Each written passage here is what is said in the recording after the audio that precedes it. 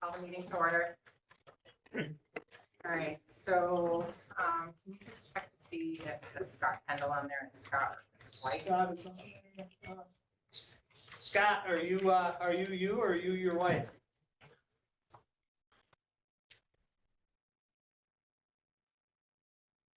It's his wife. He'll be there in just a minute.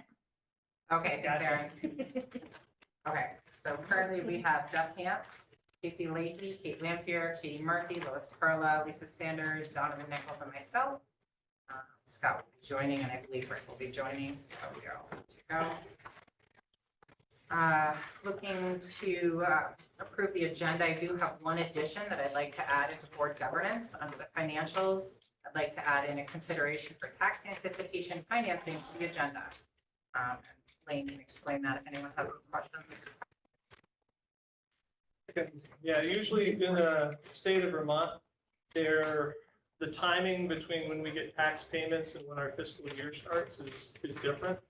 So the first 3 months of a typical school year of our fiscal school year, we have not received any tax payments, so we have to borrow money until then. So this is the approval. So with the addition of that under the financial report, is there a motion to approve the agenda? I would actually like to add a discussion on the board governance as superintendent communications and representation for authority. Is that not going to be discussed in our executive session? I don't think so. It would need to be discussed. I think that was what was explained to you in that email, that what was going to be discussed then. I should make a motion also. Okay. Is there any discussion on Donovan's motion? Do you need a second? That, it was asked that you repeat the motion. just Oh, so- sorry. Oh, okay, to add a discussion item under board governance titled superintendent communication and representation board authority. I second. Okay, Donovan's made the motion, Lisa second. Is there any discussion on the motion? I would just say that if we get to that point in the agenda and we have some conversation and decide that it needs to be done in executive session, we can take it and move into executive You session. will be in a state of liability if you vote yes on this, so go for it. I don't know what you mean by that. Because you are essentially trying to have an evaluative conversation in open session. You cannot do that. And it's- I am not oh, I going to see. allow it. Yes. I think it's, so an evaluative conversation of the superintendent. Yeah. I don't think that's what you're looking to do, is Yeah, it? my request was never to evaluate you. It's a governance discussion. About how the board will represent itself or defer to the superintendent. And that's a part of what's here because it ties in with the letter. Which one? The executive The session. executive session, that's why it was planned. The other reality is if there's discussion about that, because the letter is out there and the possible litigation that's associated with it, if you guys are talking about this in open session, you might be providing them with information ahead of time that's going to put the board at a disadvantage. How is it? Just asking for a question, and it would be great if we could calm it down from threats of litigation. I'm not threatening litigation, I'm just saying you're putting yourself in a state of possible jeopardy. That's not a threat, it's just a statement of fact. I'm having a hard time understanding how it's different than the policy governance executive limitations. And so I see it as part of that, and that the conversation is separate from the actual communications that went out in response to the OML. I see it as, what do we as a board want the executive limits to be on our communications external? Does that change anything? All I'm gonna I don't say- know all the details, so. I'll from your just, I perspective- don't know how it's gonna unfold, but I've said my piece, what you're gonna do. Is there any further discussion? Has Rick or Scott joined before we go to the vote? I think we have. I can't see them, so I don't see the audio. There's somebody connecting the audio, but I don't know who that is. I have a question, if I could just ask. it. Yeah, I think that's it's- fine. I just got up. Okay. Which is just that there's, under executive session complaint response, there's an item called arbitrage. And I don't know what that is. That's in- Oh, that's the piece that you just approved, just to make sure, because it was a new one to the agenda. That's, the arbitrage is the borrowing of that money to cover us from the time that our financial year starts before we get tax money from the state. Because there's usually like a 3-year lapse, 3-month lapse. Got it. And does that, so is that a separate executive session or is it related to? It the shouldn't be complaint under response? executive session. So right now it's, It's under Yeah, it's under financial. financial. so it's under 5, executive session complaint response. Oh, yeah, that And- shouldn't have been there. So that should be taken I had off. to Google that. It's hard. Yeah, it's a Vermont thing. It's just because their timing's not the same. So that would be another change to the addition. Yeah, because that's now, I believe, under the financial report. Do you have something different? So this was the one emailed to us It's in. yesterday and the one that's in the file. Sydney updates it right up to 48 hours. Okay, because I have just that under the facilities financial report. Curriculum report, facilities report. We added the tax anticipation financing under the financial report. There's something I'm missing. I opened it straight from the Google Drive. Oh, okay, so it's a cloud, okay. All right, but we added the tax anticipation under monitoring organization district reports, under financial report. I'm gonna strike the arbitrage. I don't even know how to. That's what I'm saying, are we in different, Yeah, there's board governance, and then I have monitoring organization, that's where we added it to. So on the agenda, it is also listed at the very top of the second page, Yep, under 5. under executive session complete. Oh, you're just speaking about the arbitrage. I thought you were talking about what we added. Okay, so you want the arbitrage struck? Right, because Lane's saying that shouldn't be an executive session Okay. and it isn't about. Okay, so let's deal with the motion on the floor first, then we'll go back and we'll add that. Can we repeat Retract the that. motion? Because I can't remember. Yeah, so Donovan has, so just to catch you up, Scott, we're going to vote on this. Donovan has asked to have discussion regarding, could you word it again, Donovan? please? Discussion of board governance titled Superintendent Communication and Representation of Board Authority. All right, the conversation thus far is Lane feels it will put us at risk of litigation if we have that in open session. And there's been some ensuing discussion about whether it should fall under board governance. And Does anybody Lane, want to add to that? if I heard you correctly, specifically said that people who vote yes will be putting themselves at risk. I didn't say any of that.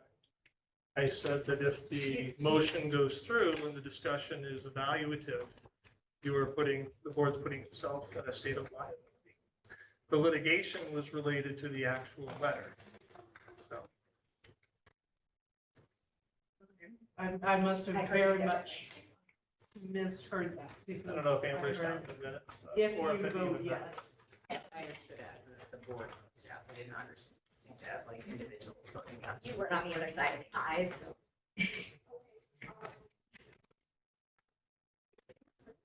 I mean, you're gonna, No, I don't Lane think, asked her to read the minutes. I clarify this. I think that's fine for me. Okay. Is there any further discussion on the motion on the floor? I'm curious about making an amendment to the motion to have it be less about, I've forgotten the language again, less about the superintendent directly, so as to not be at risk of evaluating the superintendent, because that's not the intention, but more about board Yes. governance and how the board is represented publicly as part of our policy governance. that's not a good motion, but I don't know, I don't even remember how to do an amendment. We have to vote to amend the motion on the floor. I would ask if you're interested in making the amendment or you want to say this. I would be. Okay. Then I'm fine with that. Okay. I withdraw my wonky second to the amendment. Right, and just, Kate had to leave for an emergency, she's been trying to join virtually, just so she's not on the call. All right, is everybody clear up the motion on the floor? Yeah, I'm not 100% on it either. Do you want to clarify, Mark? Yeah, it would just be in regard to a letter that was released on behalf of the board. It would be clarifying some of the governance procedure as to whether that should have happened or not currently under our policy governance or just our board authority. You know, is that just there was no real meeting. There was no vote.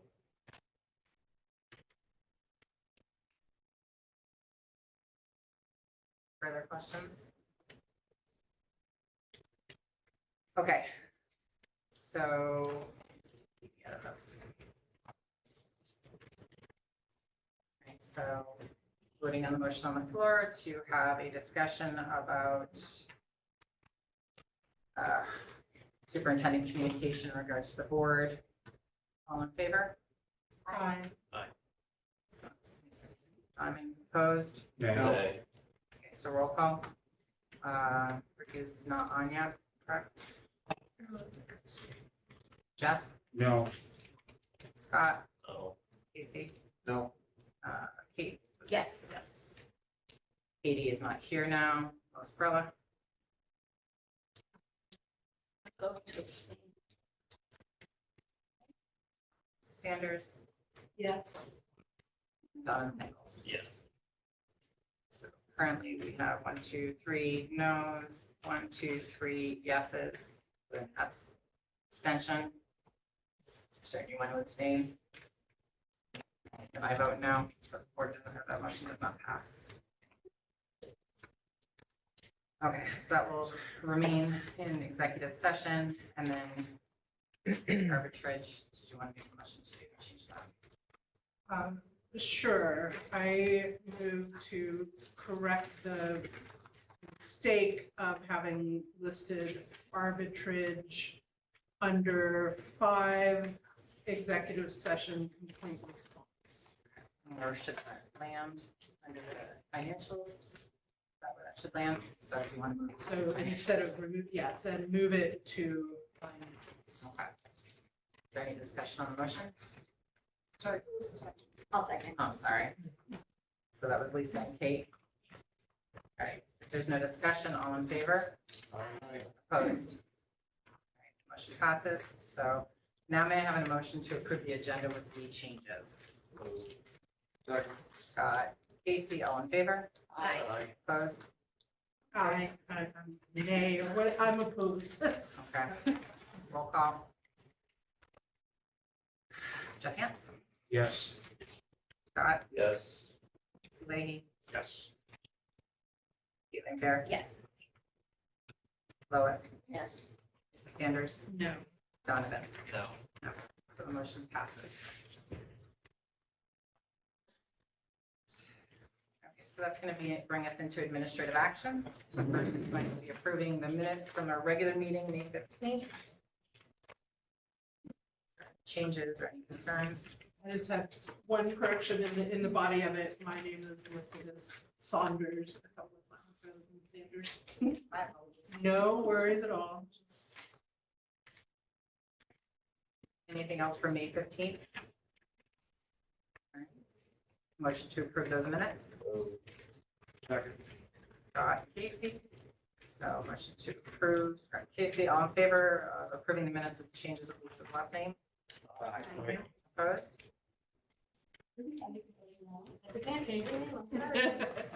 You have to. All right, motion to approve the special meeting minutes for May 28th.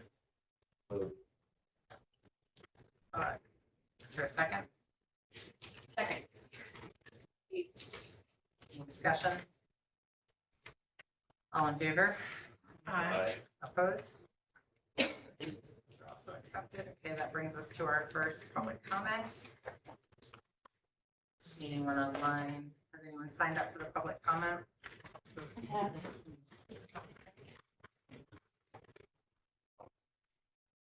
State your name and your town, please. Good evening. Thank you for the opportunity to speak with you. My name is Carrie Roy King and I live in Chester. I want to begin by acknowledging the time and energy that each of you gives to this board. It's not easy work. I sincerely appreciate your service. I also understand it personally, as I have served doing public service work. I understand what it requires. My husband has served as a school board member. I've served as a public library board member, and we've spent over 20 years volunteering in this community. So I come to you tonight with both respect and concern. I'm disappointed in how the board has handled the appointment for the vacant Chester seat. Penny Benelli was the only person applying for the seat at your last meeting, qualified, willing, and engaged. But she was rejected with no explanation to the public. That lack of transparency is deeply concerning. The community deserves to know, why was she rejected? What criteria are used when selecting a school board member? How does this better serve our students, the teachers, and our schools? Instead of appointing her, the board reopened the process and posted another call in the paper. I've personally asked many people in Chester to consider stepping up and serving on the board, but not one has said yes. So I hope you found someone who has met your expectations, someone who somehow isn't going to be seen as political in today's world, where nearly everyone has a Facebook account and posts their opinions. I urge this board to rise above the distractions of social media and politics and focus on the core responsibilities of school district governance. That means following Robert's Rules of Order, Vermont state law, and your own board policies without defaulting to expensive legal counsel every time a motion must be voided or cured after the fact to comply. This is more than about filling a seat. It's about public trust. And right now, it feels like this trust isn't being valued. Decisions appear to be not being made in what's in the best interests of the students or the school. That undermines public confidence in the board. During the last meeting you had on this topic, I was disturbed to hear a board member over here speak. He requested the police chief go to the parking lot to protect their vehicle from supporters of Mrs. Benelli. Sure do. That moment struck me. It suggested some of the board viewed community members who speak up at board meetings as a threat. Frankly, it eroded my trust, not only in this board, but in how our public safety resources might be being used. That kind of response to a community member, a group of people who disagree with your opinion or the decision of the board, it does not build public confidence. In fact, it damages it severely. I'll be honest, speaking up tonight is not easy. It's intimidating, but I'm speaking because something feels really wrong to me about what's happening in this group. And when that happens to me, I believe it's my responsibility to raise my voice. So this matters to our schools, it matters to our students, and it matters to our entire community. Thank you for your time and for all of your work that you do. And I hope that we can build a better future. Thank you. Thanks, Carrie. Anybody else signed up? Yeah.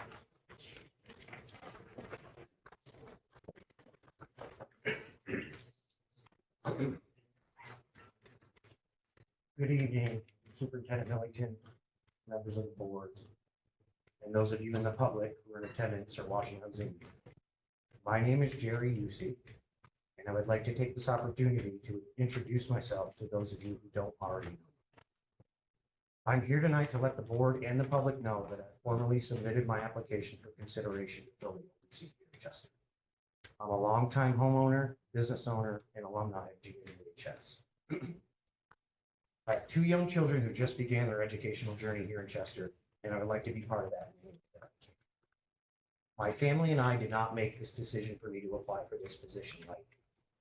I've always planned on taking a bigger role in our community, in our kids' continuing education. And after watching the events in the past few months unfold, with the ever-increasing divide in our community, I decided that there is no better time than now for me to step forward as someone who has no other motivation than to help in providing our kids the best education possible, while at the same time attempting to bring both sides of our small community back together. It saddens my family and I, as well as the majority of you sitting here tonight, to see friends and neighbors so at odds. With everything else going on in the world right now, it just seems that it's not fair. I believe that our town is stronger and works best when we are all together on the same page. If I am chosen to fill this position, my #1 goal will be the kids of this district and to give an ear to all, no matter their alignment, to express their concerns free of judgment. Being a member of the school board is a thankless job that I take very seriously. I'll be available to the members of the board or the members of the community after the meeting if they would like to ask me some questions or to get to know me a little bit better. Thank you all for your time.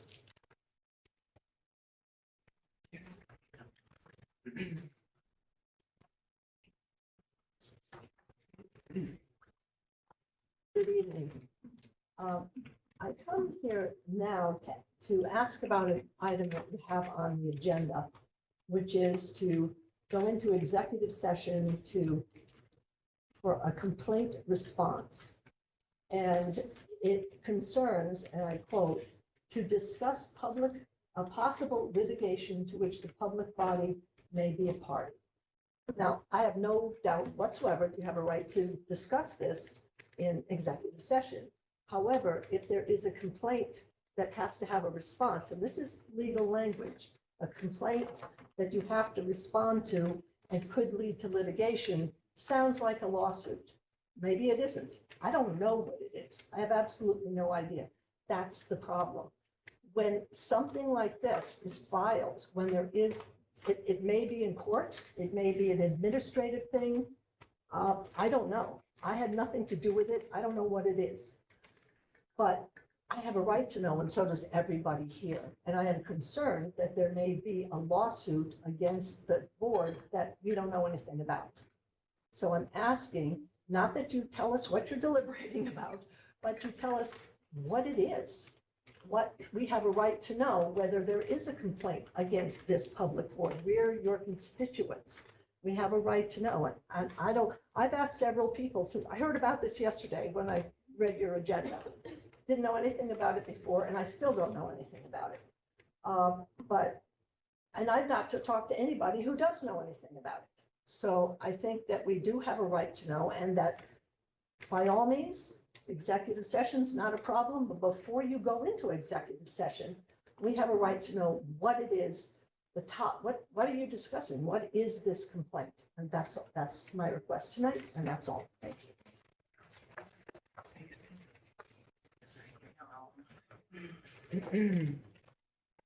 Is there anyone else that wants to speak?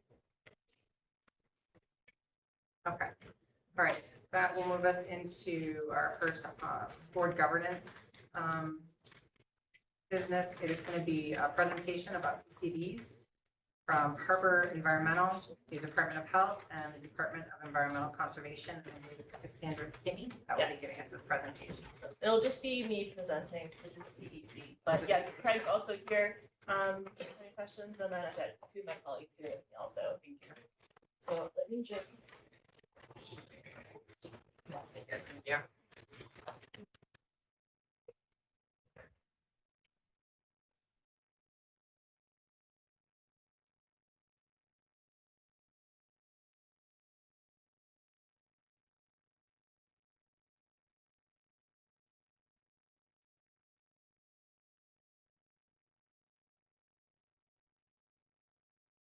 Now, if I stand here, am I super in the way? No, you're perfect. Okay.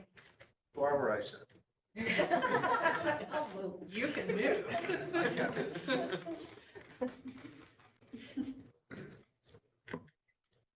So thanks everyone for giving us some time tonight. I appreciate it. I know I've got a full agenda. My name is Cassandra Kimmy. I work for the Vermont Department of Environmental Conservation, and I've been the DEC project manager for this school district for just about 3 years at this point. So since the very beginning of the program. So I'm going to start this presentation, just do a really brief overview of what PCBs are and why we're thinking about them. I'll do a brief summary of all the work we've done over the last couple years, but I wanted to spend most of our time talking about what's ongoing right now and what steps we're looking to take in the future and how we're thinking about them. I do have some time for questions at the end, but let's get into it. Okay, so PCBs. So PCB stands for polychlorinated biphenyls, and it's a group of contaminants that were made in the US by Monsanto for several decades. They are found in many types of materials, things like glues, caulks, paints, mastic, light ballasts is another really common one. So they're pretty ubiquitous in buildings of all different types. Though they were banned in 1979 by EPA, they do not break down quickly in the environment, which is why we're still talking about them today. They do persist for decades after they were initially applied. So Vermont law requires all public and independent schools built before 1980 to test their indoor air for PCBs. So that's where we started the last time I was here, which I'll get into a little bit later. But PCBs have both cancer endpoints, so breast, liver, and melanoma are the three big ones. Also non-cancer endpoints, so immune, reproductive, nervous, and endocrine system disruptors. So the Vermont Department of Health developed school action levels, and they also developed immediate action levels, which are 3 times higher. So the school action levels are really what we use to determine, one, if there was a release, and then kind of at the other end of our program, of how have we cleaned up enough to be considered safe. So where we started in this program was Green Mountain Union High School as a high school. So we started off with the 100 nanogram per meter cubed for that 7 to adult age range. Now I know there's been discussion of the 6th graders coming to the high school in the future. So that's something that we've been talking a lot about and are aware of that. So in that case, we'd actually be looking to clean up to that lower, that 60 nanogram per meter cubed value, just to make sure that we're going to be protective of that more sensitive population going forward. So I'll talk about that a little bit later, but it's been coming up. Okay, so this is a slide I actually presented, or Trish presented last time we were here. It was all the way back in 2022. So these are the indoor air results of the very first sampling event that we did.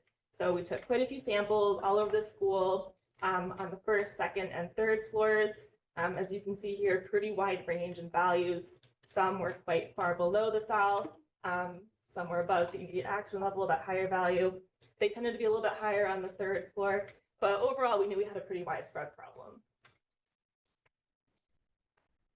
Okay, so this is a little infographic that we had.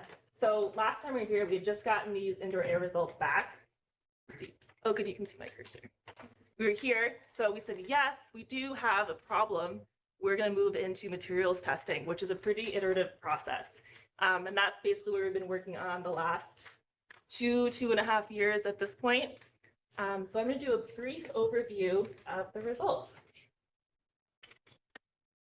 So although I condensed this onto one slide, I don't want to discount, this has been a lot of data, a lot of work, and a lot of time and energy spent to gather all this data and try to make sense of it. So we've done, well, Craig really has done 3 pretty major site investigation initiatives over the last 2 years. So I just put out some highlights for us to look at. So really the big one was caulks.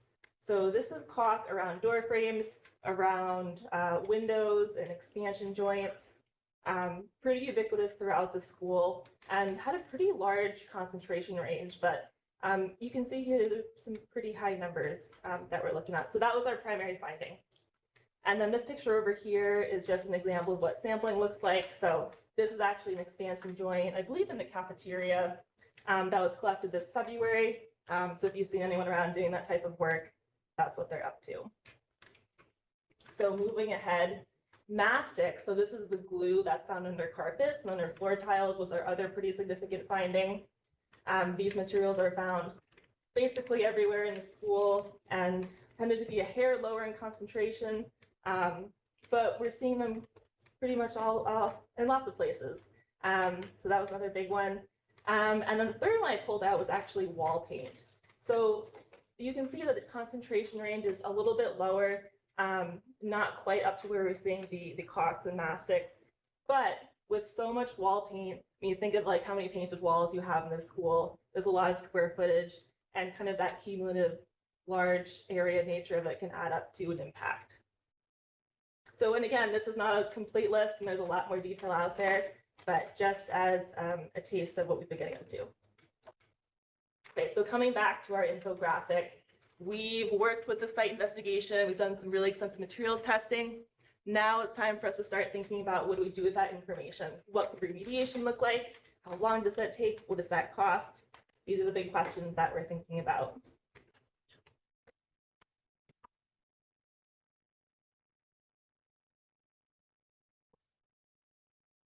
Okay, so what we're working on right now is called the Evaluation of Corrective Action Alternatives, or ECA for short. And this is really a planning document to start synthesizing all the data we've collected and try to figure out what options are out there for cleanup. What can we do? What makes sense? What's the best decision for this particular school? So there's a whole list of considerations that we ask the consultant, in this case, the school, to think about to evaluate what different pathways they could take moving forward.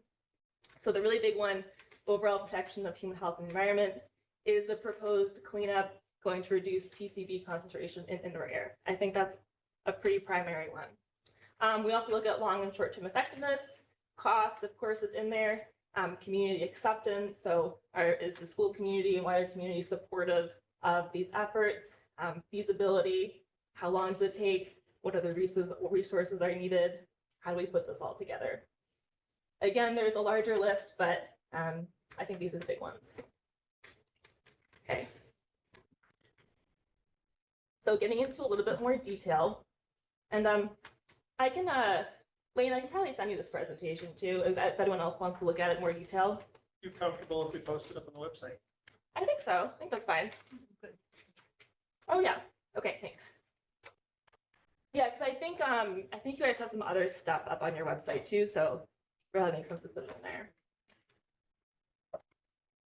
Okay, so getting into a little more detail of what's the ECA exactly going to focus on. So some big things. One is the original windows. So it's the original windows like we have back here, whereas those big classroom windows with the univents attached at the bottom. The caulk that we found in most of those locations, that's between the edge of the window and either the brick or the CMU substrate that makes up the wall, tended to be the higher concentration PCB materials. And those windows are all throughout the school in multiple locations. So that's definitely on the table to be addressed. Additionally, we found that the brick or CMU, whatever makes up the wall in those locations, has in most cases been impacted by that PCB caulk that it's up against, and it started to migrate into that material. So that, again, is on the table for Craig to think about more of exactly how do we handle that. Expansion joints. So these were found mostly in the larger areas of the school, like the cafeteria and the gym, those bigger spaces. And the caulk was sampled both on the inside and outside facing expansion joint areas. And that was another primary finding of where some of the higher concentrations were. On top of that, where we've been finding impacted caulk outside, there does seem to be some evidence to show that it's weathered over time. So if you think if this caulk was put in like sometime in the 70s or maybe even 60s, it's had a lot of time to weather, and it's actually started to impact some of the really superficial soil that's in the drip line right outside of the school. So it's something for us to be aware of as we're planning. Flooring and carpeting. So I mentioned that mastic or glue that's beneath either the floor tiles or carpets in many areas of the school. The 9x9 floor tiles, which are those smaller ones, are pretty well known to be from the 70s or earlier era. So that was one of the examples of places where we found some of the more impacted material. It's not super widespread in the school, and there were some areas of what we believe are original carpeting that followed a similar pattern, but they're not super widespread. The 12 by 12 was a bit of a mixed bag. Some were PCB containing, some were less so. So that's a finding that we're carrying forward. And then the last one I wanted to bring up again is the paint. So wall paint, door frame paint, other painted areas tended to be not in the hundreds of thousands, but definitely impacted to a certain degree. And because there's so much of it that when you kind of add it all up together, it can definitely impact indoor air. So I'd say those are the highlights of what the ECA is going to consider.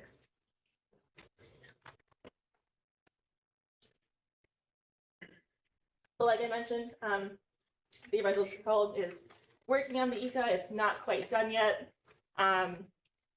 But that analysis will include some recommendations for different cleanup options.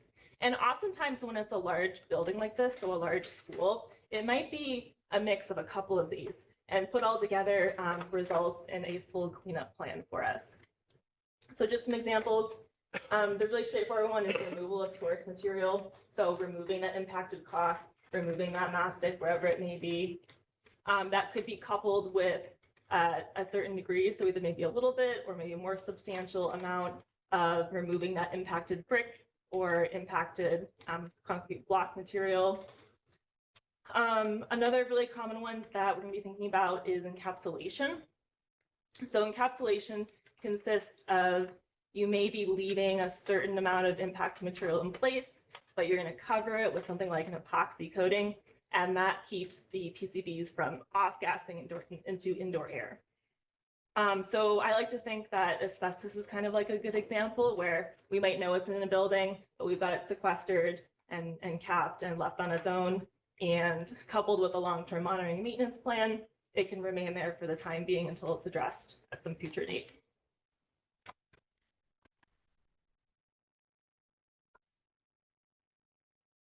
Okay.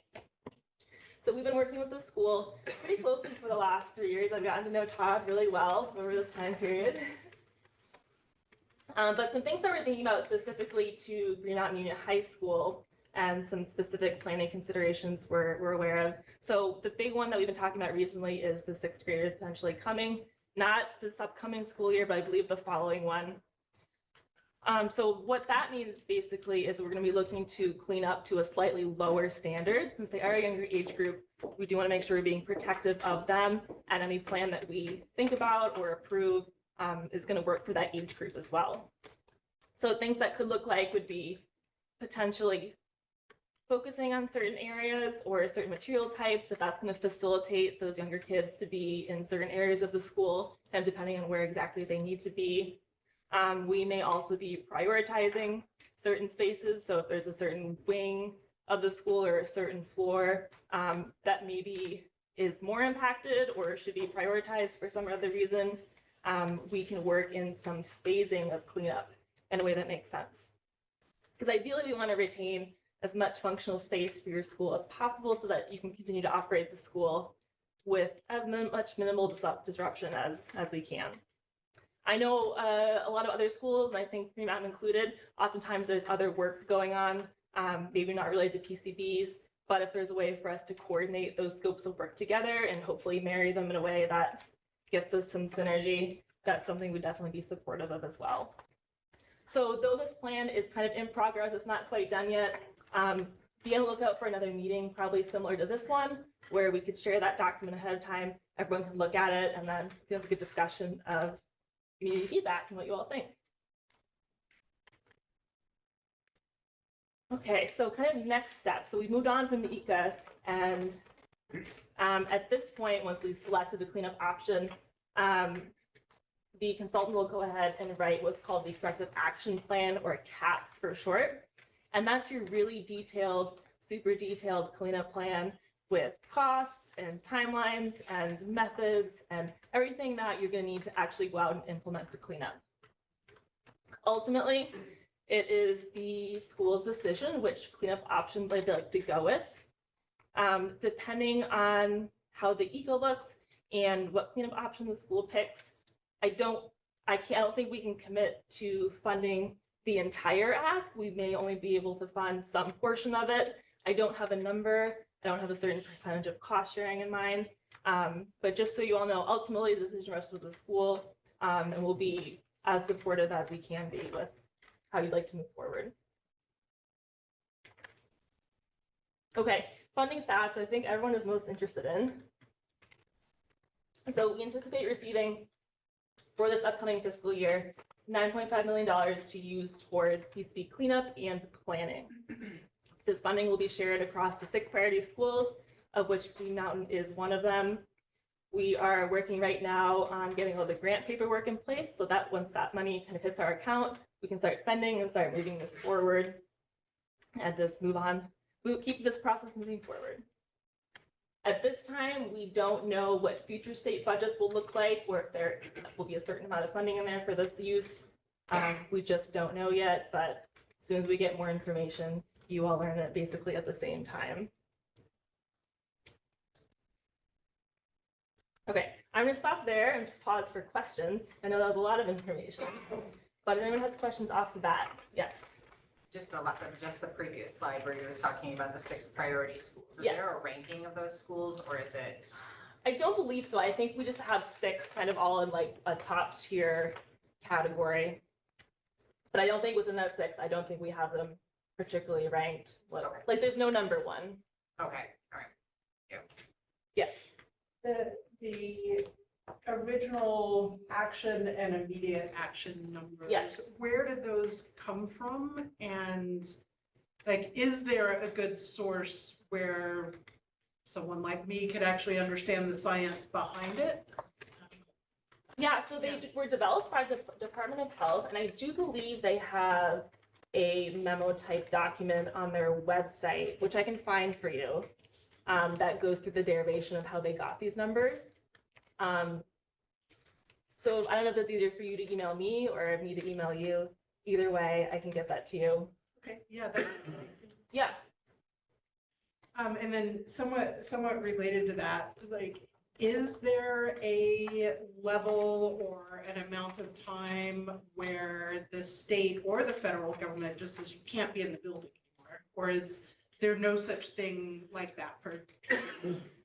So what we have, so there's some federal guidance. What our guidance is right now, so this immediate action level and these set of 3 values they're 3 times higher than the school action levels.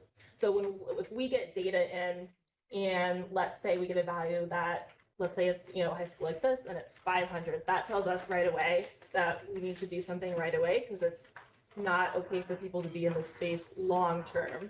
So I think that's maybe one thing to keep in mind is a lot of these values, and a lot of time we talk about whether they're PCB standards or other standards, is they're risk-based, and they're usually geared towards some kind of long-term exposure. So they are very protective inherently, but when we see a value that's over this IAL, that says we should do something more in the short term.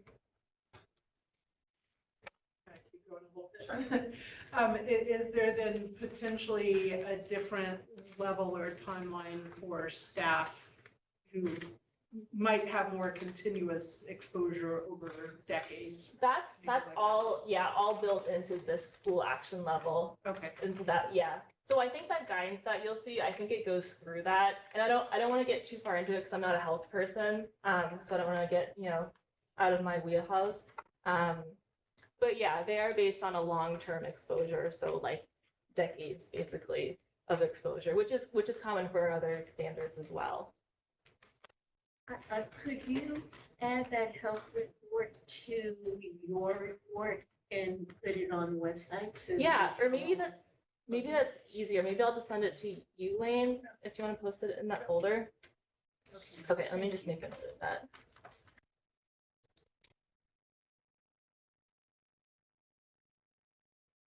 Yes. I have 2 questions. Okay. One, have any of the 6 priority schools received any money? Or is that 9.5 6 million, right? Yes. Is that to be spread across all 6 or some already spent or they've already? So yeah, so that money hasn't like technically come into us yet, so Was none, that last year's money that has been spent? so we have spent funding, it was AOE controlled funding, so yeah, so like that funding's been supporting a lot of the work that's been ongoing here and at other schools. But that 9.5 million is like, we technically, it's incoming, so it's still at its full value. And then my second question is, what about the current state? So Mhm. my understanding was you found these values. Yep. We're doing something right now to mitigate, to make it safe for the kids to be Mhm. here while we work on the ECA and Yes. the other stuff. Can you speak to kind of where we are right now and what the monitoring plan is? Yeah. And what the levels are? Yeah, absolutely. So if we kind of go rewind back to 2022, we got the initial indoor air results. There were definitely areas, specifically on the 3rd floor, I recall specifically, were definitely higher. Yeah, so what we did was we ordered a whole bunch of those portable carbon filter units, which I'm sure you've all seen around the school. So those went in, and then we do a quarterly monitoring program. So Craig and his team come back every quarter and take air samples to make sure they continue to be effective. And then we also change out the filters regularly, just in case they start to get used up. Yeah, so we then collect all those air results. They work actually really great, which has been very encouraging to see. And they get posted on our database for anyone to look at as well, so you can check those out. But it was In that 300 range or are we? No. 100 range? They've been actually generally Okay. below 100. Okay. What we see sometimes like some seasonal variation, if it's like warmer out versus if it's winter out, windows open, windows closed. But it was very encouraging actually how effective they were and really allowed you all to continue using your school in the way it was They're very intended to expensive. be. I just signed the warrants and they were on there and they were very expensive. I know. I'm glad they're working. Yeah, and so it was like very encouraging to see because otherwise we'd be in a different place. Thank you. Yes. So the 6 schools that are gonna get the 9 million, Mm-hmm. are they gonna make you wait until this H454 bill merger passes, whatever that is? Because it'd be kind of, I wouldn't say foolish, but you go and you clean up a school and then 3 months later, oh, sorry guys, you're going to Springfield. Mm-hmm. So you talk on that, or you're not paying attention to that? A little bit. I don't know if maybe that's something Trish should answer. It's a hair above my pay grade. I know it's definitely been conversation that's happening. I'm not aware of anything coming to us that directs us in any way to say don't support this school or support this Okay. school because of that bill. It just passed last week, so. Yeah, so it's still. PCB. Ah. So I think Nice. there's discussion happening at the legislature around providing the funding and the other conversations. It's all coming out of House and Senate education. Okay. Yes. Is there a way to do some of this safely while the school is in session? Or does it all have to be done during the summer or vacations when So there's nobody around? That's a good question. So it could go either, we could do it either way. So sometimes it's easier to do it over a school break like summer, just because there's no people around and you just have the ability to get in there and do a lot of work. There definitely is a way to move forward and maybe kind of like start in one area of the school and move the students somewhere else while you're doing and kind of, move in a stepwise fashion. If there are going to be students here, we'd want to make sure that any cleanup plan includes some kind of protective measures to make sure you're not, spreading PCB dust or anything that would be harmful where people could be exposed. And I know, because Burlington High School, well, no one was a student there at the time, but I know they had some very nice like protective measures just to make sure things aren't like dispersing where they're not supposed to be. Yeah, 2 or 3, and Yes. some of them may not be able to be answered. At what point in time are we gonna know what the state is gonna contribute here? Because I think it's hard for people to make a decision on a Yeah. possible future without knowing that number, and then what the town's contribution is gonna have to be to fill in that. Yeah, that's a good question also. So the way that I see it moving forward is I think once we have that ECA in hand, it'll have some more concrete numbers associated with it, I think at that point we'll be able to come back to this conversation and say, well, what do we recommend? What does the school want to move forward? Are they the same? Are they different? And then start talking about what funding will look like. So I think we should come back to that conversation. That's a good question. Yeah, and then the other one is, are there, because it'll probably be a partial coverage that the state provides, right, that the district will have to make up the difference.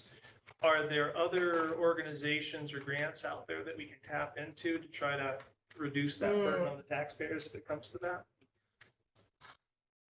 Nothing is coming to mind for me. I know the advice that we've given to other schools who have like similar concerns is like definitely tap your local legislatures for help with getting more funding in the future. I realistically don't see, I think it's more likely this work will kind of be phased in a couple different sections. So I definitely think there's an opportunity to, engage with your legislatures and advocate for some more financial support. And then the last one, which is probably the most difficult, so I apologize. Under the current status of things, if the board decides to move forward and go out to bond for the difference in terms of the costs, it would be the taxpayers of this district that would be paying a good chunk of that bond. If a year or two from now, this school is now used by the larger district of, I don't know how many other additional towns, it would seem to be that we should be able to have them pay a part of that if they are using this school. And I don't know if that has been thought of or if there's a legal precedent for that. That I don't know. That may be an agency of education question potentially more than myself. It's not. No. So I think my answer to you is if you are thinking about potentially having additional towns or students coming here, then how you bond, I think is down to the school or not DEC and who you can bond to. My suggestion would be to look at the highest priority areas in your school that need to be addressed. And if you need to phase it to a larger group, then that would be something that you should all look at for costs. As Cassie said, we received 9.5 this year. I don't know what we're going to get next year or any of the other years. That's definitely, I have not figured out how to predict the future yet and what will be given to our program to help assist with this work. So my suggestion is get the highest priority things taken care of now while you can, so that you can continue to be in your school and use your school as best you can, and then start looking at the other areas that we need to be addressed.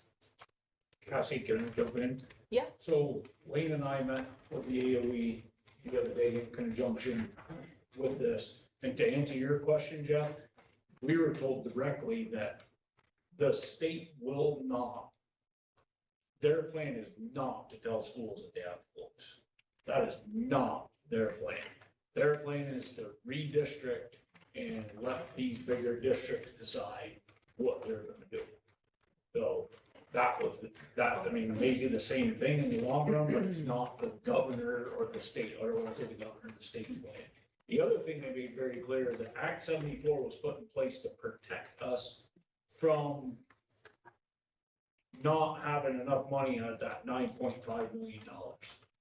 They put that in there, and Act 74 was put in place, and we were told directly, keep pushing Act 74, go to your legislatures. It's a law. The state put it in place for our schools. That 9.5 million runs out, we should run to our legislatures and tell them, you need to pay for this. You told us you paid for it, find the money. That's getting blood out of the stone, but that's what they told us they would do. Now, I worked very closely, like Cassie said, with Craig in this group for the better part of 5 years, 3-4 years. I think it's been, because actually when I made this We tested presentation, at Cavendish, was the second school, I think, in the state to test it for PCD. That's where we started. We had the University of Iowa there, Craig saying the first one. So this has been a long process. They've been great to work with. It's complicated. There's some things that, like that 9.5 million to 6 schools, this is on a first come, first served basis. But we've been our foot on the gas, just pushing until Cassie doesn't like hearing from you. Because we're pushing all the time to get this ECA done, so we can come to you and say, this is what we know, this is how much money it's gonna cost, what would you like to do?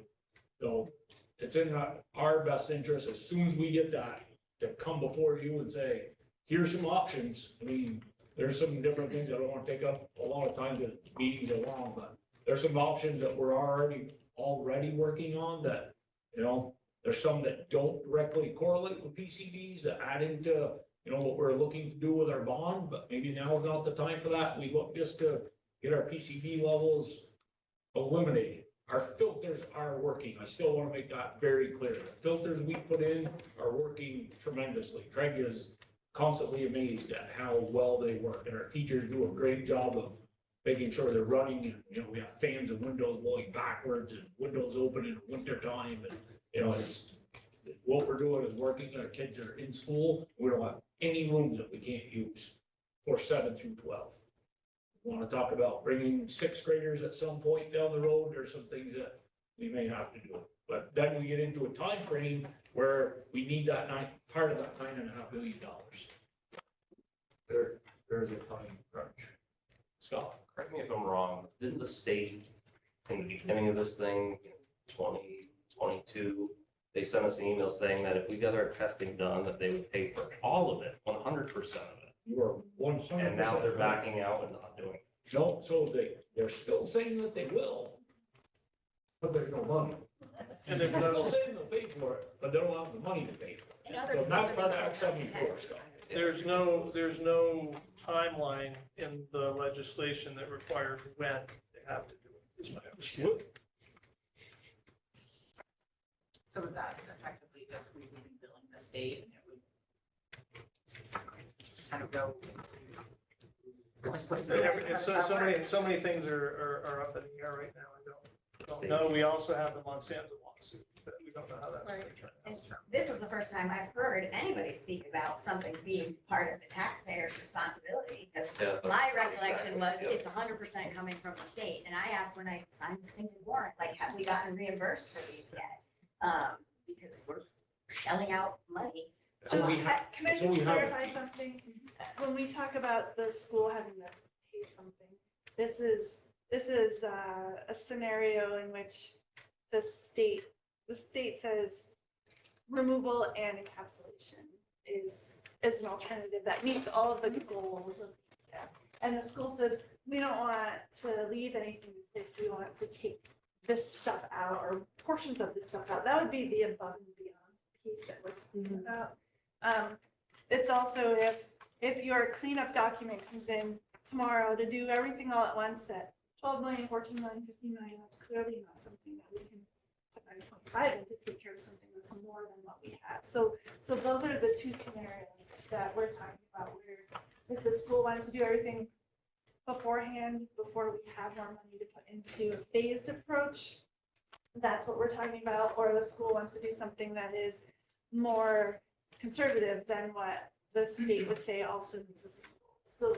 So I don't want to get into I know this is, I can't sit here and say, yes, we will cover 100% of the thing that you want, because we don't have 100% of that for 6 schools or all the other schools that we're trying to help get through this process. But we can work on some of the higher priority things in your school to make sure that they're not going to be a continued issue for the long term, and then hopefully work on some of the other pieces.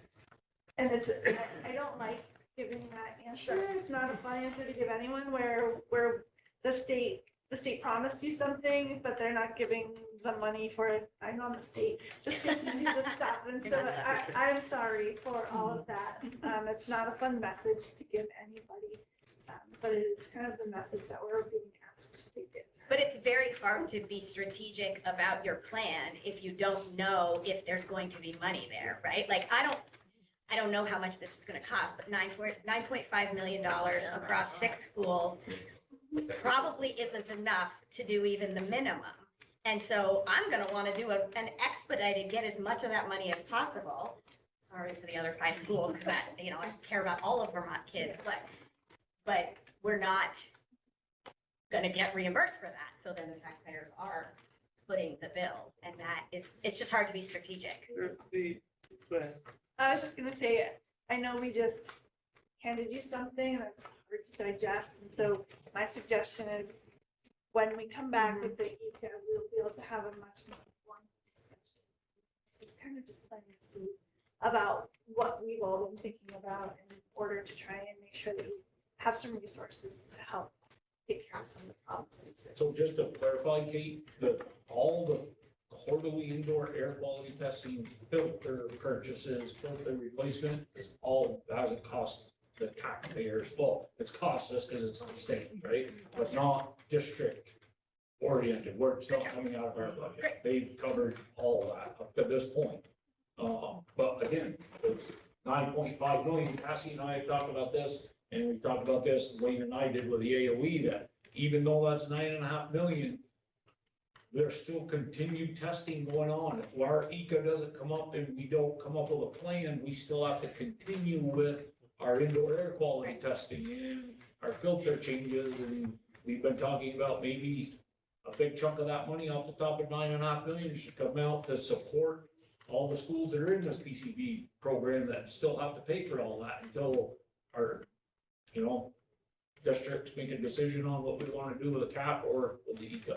Who paid for Burlington School being rebuilt? Oh, that's a good question, Scott, because it was a big chunk of money for PCBs, and a lot of it, I don't want to give a number because I don't remember what it was, but a big chunk more than what should have went to Burlington. Yeah, I only have Do you 3 have an million answer that to year that anyway. question? All right, Who paid for it? we're kind of approaching the end of the time limit Yep. for this. Do you have more information to provide? Adrian, can we get an answer from her, please? 16 million from the state. 16 million. Thank you. For Burlington? I don't have more info. This is all my contact information, so if anyone has more questions, feel free to reach out. And Todd and Lane do as well. Can I just ask a process request? When we get the ECA, if there's any way to get information before we have to make a vote, because it is a lot to digest, and I don't know if I can. Thank you. I also don't know if I could read the whole ECA and understand it, so. Yeah, so I think that way, Simple, it will.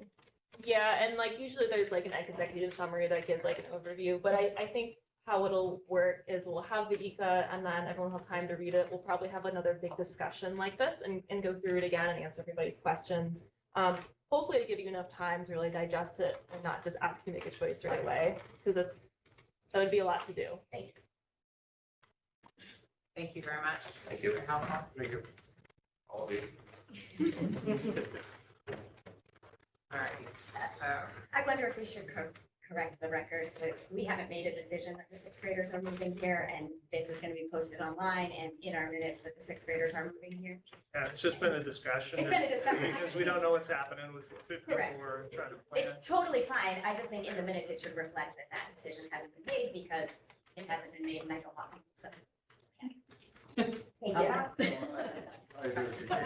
But that same thought, I'm like, that's a good one. Yeah, It 'cause sounds it says very 26, 27. definitive, and I'm like, oh, we made it. Right. Thank you.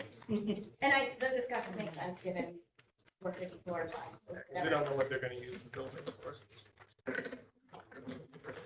thank you very much. Thanks. Okay, so moving on, our next item is acknowledgement of open meeting violation cure. So I have a statement to read. All right, so good evening, members of the public and fellow board members. As chair of the Green Mountain School Board, it is my duty to ensure transparency and clarity in our decision-making process, particularly when it comes to appointing individuals to open seats. I appreciate your patience as we address the procedural aspect of this appointment. Under the guidelines of the open meeting law, the board properly convened an executive session to discuss the appointment of a public officer and subsequently made our final decision in open meeting. However, due to some disruption in the process, we acknowledge that we did not adequately explain the reasons behind our choice not to appoint the individual in question during the open meeting. I would like to take this opportunity to provide the explanation. After thorough deliberation, the board determined that the candidate was not the right fit for the goals, vision, and priorities of the majority of the board. While we respect the qualifications and efforts of all candidates, it was ultimately decided that this individual did not align with the direction we believe is best for our school district. This decision was made collaboratively following the statute that governs board operations and reflects the majority vote of our members. It is important to note that our actions were in compliance with the open meeting law and that the decision itself remains valid. The process of majority vote was outlined by statute, was adhered to, and the vote has already occurred. While the procedural oversight related to the explanation is regrettable, it does not negate the outcome of the vote. Thank you once again for understanding that we work to uphold the trust of the community, we value the perspectives of all stakeholders, and remain committed to maintaining transparency and accountability in all that we do. All right, and then our next item is to move into executive session. So is that something we can discuss at all? Does the board want to discuss that? I think it's worth having a discussion about, yeah. Is there a motion? I move to discuss. Uh, To discuss the statement. Yes, to discuss the statement that was. All right, so Lisa has made a motion to discuss the statement read. Is there a second? Second. Is there discussion? A motion? All right, all in favor? Aye. Opposed? All right, we'll have discussion. So I just have this question. The statement said that we acknowledge, and so are we the entire board? No, I think it was clear that the board did not, it was not a unanimous vote. We voted in public, so I think it's pretty clear who the people were who voted no, and the people who voted yes obviously didn't feel the same. This is discussing specifically and only the one part of the procedure that didn't happen. If you recall, Yep. at the time when we made our decision, there was a bit of a public disturbance, and it kind of, to move things along, we just sort of jumped over what that part should have happened. That is it. This part explaining the decision. And the decision does say majority. It's not saying we as the board were unanimous in any way. It was a majority vote. That is the only reason why that's being read, is to fulfill the obligation of that. It's not to call people out in any way. Good, yeah, no, I think that's great. I guess my question is the part about that the reason was fit. Am I summarizing that right? For the goals, vision, priorities of the majority of the board. Right. And so is it the case that the people who voted no agree that that is their reason for doing so? And was there some process for? Well, I don't think asking people, if people want to define why they said no or I yes, will. I have but no problem. I'm not either. I'm just I trying just- to understand what. how a statement of what the majority of the board, what the reasoning of the majority of the board was. Did that come from input from that majority of the board? No, it's a statement regarding the vote because it was a majority vote. If people would like to take a moment and explain their reasonings for voting, we can allot I'd like to move forward. 5 minutes or move forward in the agenda. I'll be quick. I mean, it's I just want to be, procedure is becoming incredibly critiqued at this point, so I want to make sure we are not moving anywhere without procedures. you guys tell me So if you is there a want. motion to allow people to discuss why they voted, to clarify if this statement is encapsulating where the majority voted no? Can I just have a point of order? Yes. I would like to speak on the former discussion. Do we do that before you take a next motion, or will I be able to do that after? I'm sorry, Which discussion? the discussion on the statement. The motion that No, we Lisa should made. finish the statement discussion first. Sorry. My questions are more procedural, and it goes to your earlier motion about how statements are made on behalf of the board. And so think that's what your question is too, is around, I think you summarized what your interpretation of the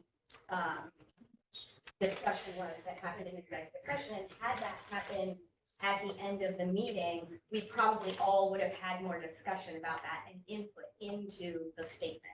And I think we as a board should have a conversation at some point about how we are represented in the public. If we want to be consulted when we're represented, or we defer to you, Elaine, to represent. I would like to have that discussion at some point. That's my. Elaine? Recognizing that, I had put into the superintendent's report as a part of it, the fact that you do not have a protocol for managing when a complaint comes in, especially one that has a time limit. And I put a model protocol in there to hopefully address that. It doesn't mean that that's the one that people have to take, but it's just a general idea that people can rip apart. I think that needs to be in place, because if a complaint comes in, there's a time limit on it, and nobody responds, we're in trouble. Just adding a little bit to these two statements and making sure that I just want to make sure we're not treading into having this conversation that we said we're going to have an executive session. So I want to be very careful. It was about the motion that was made for the discussion we were just having, not about that. Is that, okay, if the board is to speak with one voice and you're making statements, but we haven't met and voted on the statement, we haven't had any input on that, it's hard to understand how we're speaking with one voice. Right, seems like that's pretty critical to policy governance. That's why we're adopting it. It seems like it would still be true even if we weren't adopting policy governance. Did you want to make a motion, or do you want to table it? What do you want to do? I make motion that we discuss about it. Why we didn't do it? Why didn't we even accept the candidate? Okay, so Scott has made a motion to discuss They want to know. I reasons can tell. for votes. My Votes or no votes? say this. All right, is there a second on that motion? Second. Does that mean the yes voters can't speak to what? They should be votes if we want to I speak. didn't put Make your time own on it. motion. Got it. So the motion, do you want it to be no votes, yes votes, all votes? All votes. If people are inclined. Could I have point of clarity? Are we talking about the meeting on the 15th or the special meeting on the 28th? 28. I abstain. All right, so all in favor of discussing votes, reasons for voting. And I'm going to set a time limit on this of probably 5 to 7 minutes. Aye. Aye. Opposed? Okay. I have nothing against you, Penny. This is me speaking as the whole board, but when you applied, it wasn't you that applied. There was another member that applied saying we have a candidate to run for the school board position. That is one reason. Second reason, when you were asked to be quiet while the other candidate was speaking, you were making comments sitting in the front row as he was speaking. Oh. There's nothing against you. I don't even know you. He's here, Lois, do you find this? I believe yes. He's not here, Jeffrey, you find to speak. I did. I wasn't sure whether I wanted to say it, but I did prepare something, and I probably should. When she got up for public comment, she's right. People have a right to know why I voted no. The first time we voted, I wasn't going to vote for either candidate. That decision was based on generally seeing on social media from both candidates. They're both extremely political and post-toxic. I believe that would follow them to the board, so I didn't vote for either of them. I was also against voting for Penny because of everything that was going on at that time. To begin with, I didn't think she wanted to be on this board. I believe she was being placed here. Whoever it was actually, I know who it was who submitted her application. I didn't want either candidate to serve, so I agreed to hold a special election and put the decision to the voters. We tried sending the select board. But it was criticized and we were called cowards. So we courageously took a vote and voted not to. The second round, I went in with an open mind. I thought if I liked what I heard from Penny, I would probably agree to appoint her. But then came my question, what makes an effective board member? Instead of answering my question, Penny took 2 to 3 minutes to lecture me and tell me what I was doing wrong as a board member, basically calling me stupid. Saying, I shall do this, I shall do this. It's right in the minutes and it was in the paper too. Excuse me, but I've been on this board for 17 years. I may not know exactly every single procedure and every 2.7 sub A, but I know what it takes to run. And that night, you were sitting in the audience, you were interrupting us when we were trying to figure out the law, and that just finalized my decision. If that's the way this is the way you're gonna be during an interview, I can only imagine what it would be like to try to work with you. You did it tonight. You wanted to know what we're gonna talk about in executive session. I just think it's gonna be bad. Therefore, I chose to wait to see if anyone else put in an application. For me, this is not about qualifications. Of course, you're qualified. It's about appointing somebody willing to work with the board as a whole. I didn't get that from you. So that's my 2 cents. Find a seat. Yeah, I think that this decision and each of our votes and decisions need to be based on the information that we have and the quality of that information. And I know that we will. This is about your vote. Yes, and I know that we will interpret that information in other ways, but I voted yes, because I felt that all the information that I had pointed to a very qualified and capable candidate who would add things to the board that we don't currently. Yep, I voted yes because I thought Penny was a qualified candidate that would be an excellent addition to the board. And I feel strongly that we shouldn't be making any decisions on this board based on social media. Donovan? Yeah, I voted yes as well because she's both eligible and qualified, and I hadn't been presented with any information that suggested otherwise. Greg, do you want to speak? Briefly. So all the background information, it wasn't from social media. It was from the room and reading the room and listening to how she responded. And exactly, I'm just going to say it is exactly what Jeff said. Jeff said it eloquently. There's multiple different situations that came up, and just listening to her and getting the information from her, I voted no. Thank you. You don't see that he has been able to join us. Do you see anyone that's here? Okay, so that's okay. Right. So unless there's more reasoning that people want to offer, I'm going to move past that. We're going to move into executive session.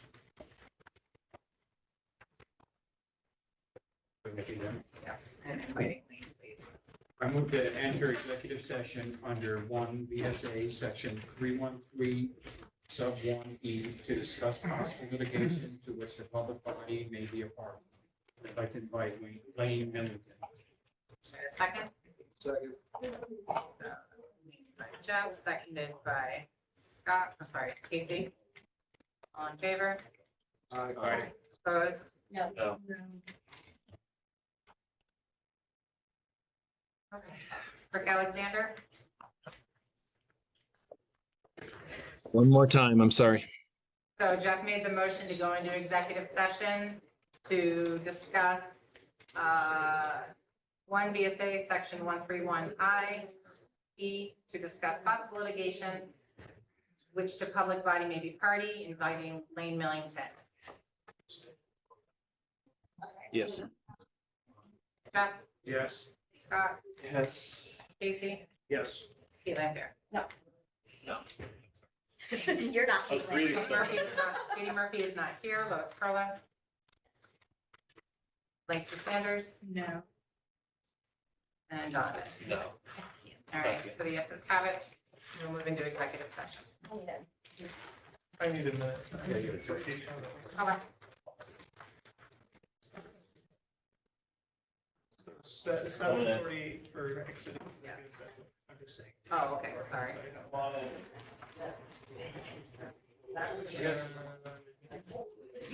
Katie's texting me. Just finished, yeah, says everything's okay. She can probably do the rest of this on Zoom.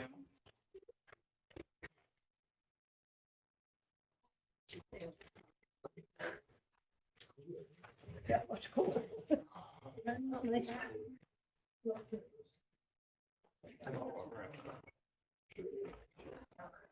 We got everybody. It's boiling.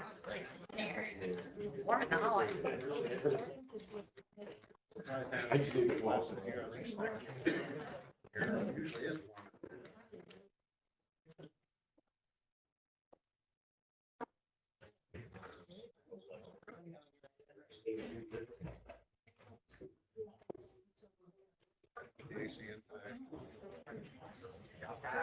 The board exited executive session, 7:48, and the board will be taking no action.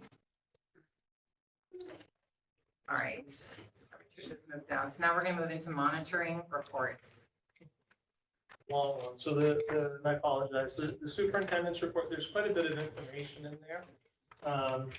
There are some things that I want to add because part of that report we talked about, where H454, the Restructuring of Education and Finance Act was headed. Now we know where it's headed. I did have a chance to read through most of the finalized report that came out of the conference. And I want to talk about that for a little while because there's some strategic planning that probably we should be thinking about as we encounter this. I think the biggest thing to recognize with 454 is that districts will be consolidated. They have a school district redistricting task force that's supposed to present its findings to the legislature for next year so that their intent is for them to have a vote on one of the three proposals they're supposed to put before. What's the date for the three proposals? I think it's December, but it is this coming December. Yeah, they're on a huge fast track here. Can I ask one more question? Are they, has the composition been determined for the, what did you call it, the redistricting council? The compensation. The composition, like, is it gonna be Um, one person from this community? Yeah, it was basically single people from each of the places that you would expect.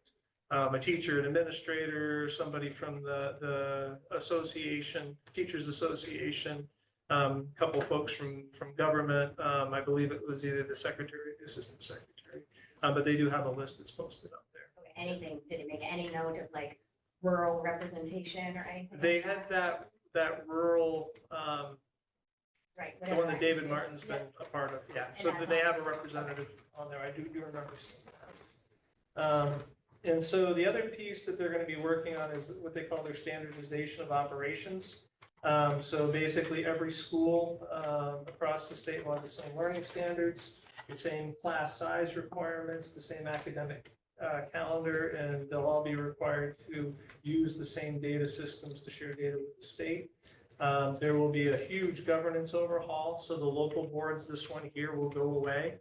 There will be a short time where there are transitional boards that are planning out the consolidation, and then it will move to a single board for each of the larger districts.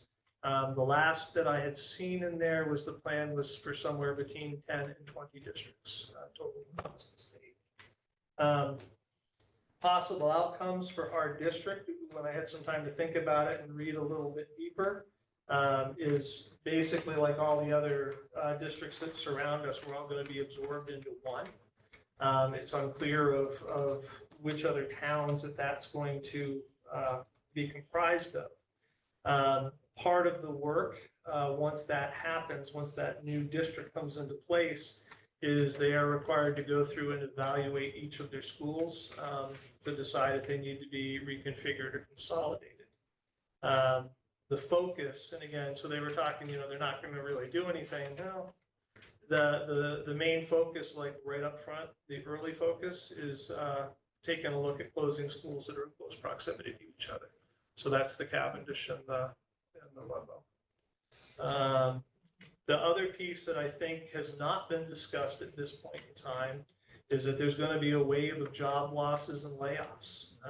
Teachers, paras, administrators, custodial, food service staff, probably the only people that will be added to are bus drivers if they can find them. And the state has not discussed at all any sort of safety net for these folks when that time comes. And it's coming quick. They're planning on having everything done and in place by 2026, 27. I thought I heard 2029, They remember they were negotiating. and they landed on 2026, That's 2027? what I got off the last read that I did. Wow. It's possible I made a mistake on which read, but I'm pretty sure I had the last one. I thought that was for the districts to be formed, but that the initial charge of those districts are 2029. But I could be wrong. Yeah, and again, they went into conference to try to figure it out. So, but from my perspective, our focus has really got to be on minimizing the impact on students and also making darn sure that we take care of the staff and make sure that those that are going to be losing their livelihoods, that we do everything we can to transition them into either a new career path or new jobs, so that they're not left out in the cold. Because like I said, the state has not put a safety net in place. I think going forward, probably starting towards the end of the summer, is we got to get a transition team in place to really help guide the community through the changes that are coming with as little chaos as possible. I think there's got to be some listening sessions early on in the fall. You hear from the community about its desires around, hey, each of our schools has its own traditions and values and things that are really important to us. How can we ensure that when these changes happen, those things aren't lost? I think we need to have a student transition plan that's in place in case schools get consolidated. So not something that we're going to actually do, but the plan is there. So if and when they come and say, hey, this is what you got to do, we've got everything planned out, and we know how to move ahead. And then I think the last piece, and this is just to be transparent, and the union should have some discussions, hopefully with me and with the administrative team, is that because of those potential layoffs and job losses due to the class size requirements, we should really start planning for those staff transitions. And my recommendation would be what's called an attrition plan. So in other words, we identify the positions that would most likely have to go to get us within compliance with the state's new rules. And then as normal turnover happens, we don't replace those positions. And that way, hopefully, we're not put in a place where we've got to have layoffs. If we can do it just through the normal process of things, I think we'd be better off. Are you talking about doing that in advance of the kind of redistricting plans that's coming out from the state? I would say because they pretty much already accepted what those class sizes are, that's a done deal. Sure, but we don't know if our students are going to stay in Cavendish and Ludlow's going to close, or if, both of them, like, we don't know what's going to happen. We don't know if Chester's going to close. Like, we don't know anything about how things are going to be divided, right? Are they determined to keep districts together? Like, maybe our districts will be separated because of the distance. Like, we don't know. So it's hard for me to think that the strategic thing to do is to do much in advance. So I'm just curious. Well, so it's a good question. The concern is on one side, if we wait, we're going to have to lay people off who may or may not see it coming, and that's putting them in a position of risk. If we start to plan it out now and just not hire the positions that we know, because what the class sizes could be, at least people aren't gonna be laid off. Yeah, except the students are gonna miss out on opportunities, right? Like, we still have an obligation to ensure that our students have access to a high quality education. And as a person who has kids in the school, it's really concerning to think that we would start, I mean, you see this happen in business all the time, right? The attrition starts to happen when people know something is coming and everything, falls apart. And we can't let everything fall apart for our students. And I agree with what you're saying for the staff, and they're gonna see what's coming. I just don't agree with, I don't know if I agree. I'm concerned about it. Yeah, no, it makes a lot of sense. I think the biggest concern that I have is how fast it's intended to be coming. I had thought there had been some discussion early on that there were this idea that there were contingencies built into the law where if the state didn't get those parts and pieces done, that parts of the law would kind of just go away. They actually put in some caveats to make sure that it goes through. One of the ones was, when that redistricting commission comes up with its 3 proposals, right, the legislature has to vote on them. Well, the legislator could vote them all down, and then what happens? And so they actually filled that gap in during the conference and said, well, if the legislator votes all 3 of them down, then it goes to the state school board, and they get to choose one of those 3, or they get to change them any way that they want, and the power is completely theirs, and there's no questions about what they decide. So it looks like it's on a pretty straight trajectory. At this point, do we have any information about how we as a board can give input to that committee? So that's kind of the discussion up front, is they are supposed to be taking public input. So when we have the open forums in the fall, we should gather that, get it together, and then submit it once the channels are open to be able to talk with our redistricting. To try to shape a little bit about, what they need to decide. What about boards testifying? Like, we have the legislative committee, would there be opportunity for, sorry, I don't mean to jump in. I think the only thing that you might be able to testify on is, at this point, because that basically is passed now, would be which of the 3 models that the committee comes up with that you would prefer and why. In the committee, is there anybody from this area? I'm not sure, all the logistics we talked about, some of the people that would be on it, but I would take a look at the law.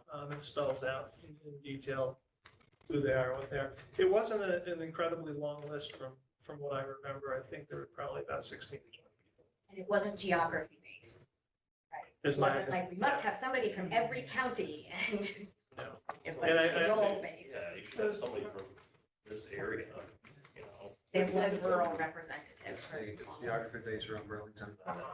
As part of gathering And they have a input, place to lose. one piece of input we might need to get as a board to be able to provide to the committee is about desired who to be combined with. And so should we as a board be doing something specific to that in terms of, are we saying, oh, our preference would be to, that our group of 4,000 students, which I think was the minimum, would be this region? Yeah, I think yes. Okay. And I wouldn't hold back from that. My belief is that,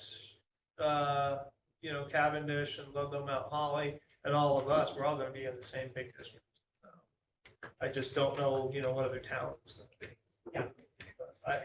I'm giving you my best guesses and my best understanding on a quick read of it. But unless the line is drawn between Ludlow and Cavendish, in which case we probably wouldn't agree on the advocacy in that strategy, because Cavendish doesn't want to send their elementary school kids to Chester. Perfectly wonderful school, long drive, we'll talk about that. I'm having like people. But I am too, even if it is, I worry this is about- heavy stuff. I worry about kind of being able to collectively speak on that, and I think communities probably are going to be better equipped to speak on that. And I don't know that I would want us to speak with one voice on that with so much uncertainty. I care about you all, I trust you all. I don't Well- want our kids going through it. Well, it does play into a little bit about the decision the board's gonna have to make on the PCBs. Because like I said, the way that the funding looks like it's being restructured is you're gonna get a base amount. And they'll allow you to spend above that up to a certain point, but that all comes from the towns within that district. It's not coming out of the ed fund, it's shared by everybody. So that puts us in a weird position, like I said, is right now, if the money's voted in, it's just the towns in our current district that are kind of paying a little bit extra to get it done. Whereas if you potentially wait, then it's shared across all of the towns in that larger district. And given the idea that they are the ones that would potentially be using the school, it seems like they should have to pony up a little. Sure, and we don't want to miss out But we don't know who on they are. the $9.5 million. Exactly, because if we get to next year, they may not We might allocate not it. have any money. And the state could also say, we know that building needs lots of money for PCBs, so we're gonna pick a different high school for that district. Where we haven't done testing. Hey, that's what I was gonna Yeah. It's not the PCBs will be better, but where they haven't tested. We should definitely use that as a PR line. Like, yes, we have PCBs and we've been tested. Your other schools have. We know we're safe and We we're doing know something what we about it. have and we're testing. Yeah. Okay. So the last piece is a little bit different to shift away from this, and this is on the policy governance side. So I put this in here to give the board the choice, because under policy governance, it would normally be just a administrative team decision. But if you want to vote on this, that would be a board prerogative if you wanted to. So there is, actually Julie can talk on it if she wants, but there is the opportunity to purchase some updated Apple equipment at a 0% lease rate for 4 years. It would be a year early. But it's might be a good idea to jump on it while the costs are down before the tax changes go. Is this the expenditure notification? Yeah. Okay. So Julie if you're okay, are you okay with Julie? Hi. Yeah, so just to elaborate a bit on what Lane said, we would have purchased for 9th grade. So last year we refreshed all of the elementary school iPads.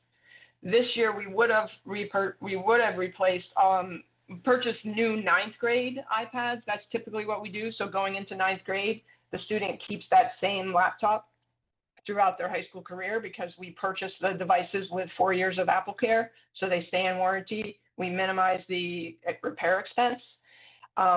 Because we can get 0% financing now and the prices are stable, we're looking to purchase not just 9th grade replacements, but 7th and 8th grade as well, along with a handful of staff replacements in order to take advantage of the favorable financing. Funding for that this year can be accomplished by not needing to increase the lease line item more than we already have, because we have sale of old technology deferred revenue that we can apply to the additional devices and then can build the lease payment into the future years. We were going to have to do that anyway going forward. We can't be guaranteed we'll get 0% financing as an option going forward. So I'm recommending that we do this now to get the most favorable financial outcome. Make a motion. I make a motion, we do it. Second. All right, so that was Scott. Casey on your first. Okay, Casey. All right. And the motion is to move forward with replacing all 7 through 12. Is that what it is? So it's 7, 8, and 9. And the important information I think for you is the financial impact. What is the annual lease payment and the fact that it's 0% over 4 years. And Lane has included that in his report. All right. So the motion is to replace computers for 7, 8, 9, taking advantage of the 0% financing. Right. So, As described in the report. There's all the details in there. All those in favor? Colin? Any discussion on the motion? There's so many notes, I just needed to make sure I'm good. Oh, I just want to make All sure it's done right, right. so is there any discussion on that motion? Okay, all in favor? Aye. Aye. Opposed? Thank you. All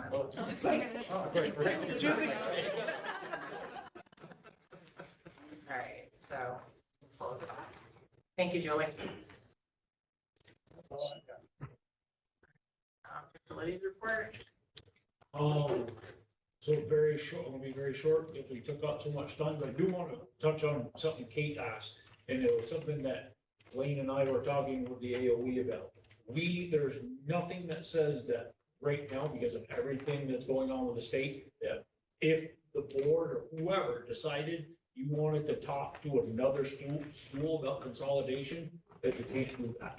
You're more than free to do that. She actually brought that up. The only advantage to that would be is if you wanted your kids, you were talking about, we'd rather have our kids go, if we have to leave our building and go somewhere, you get to make the choice where if a new district is formed, somebody else may make that decision. When you say you mean us as a board, Correct. not me as a parent. No, as a board, right? If you decided maybe you wanted to talk about another school, consolidating with another school, you're free to do that. The advantage would be that somebody else isn't making that decision for you. Because eventually, a year or two down the road, it will be that district, the new district board, right, making those decisions. Yeah, it's a good point. So we talked about all the PCB and the ECA, in the report I submitted.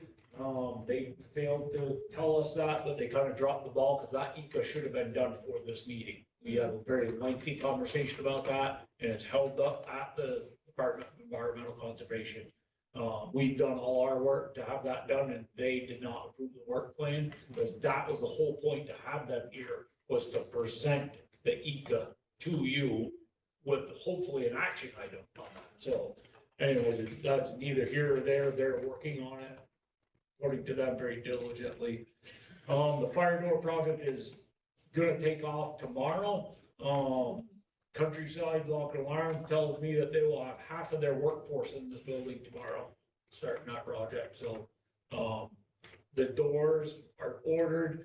They're expecting those to be here around the 1st of July, and they're telling me that all this is on schedule. They should have it all completed before the start of school. So that's good news.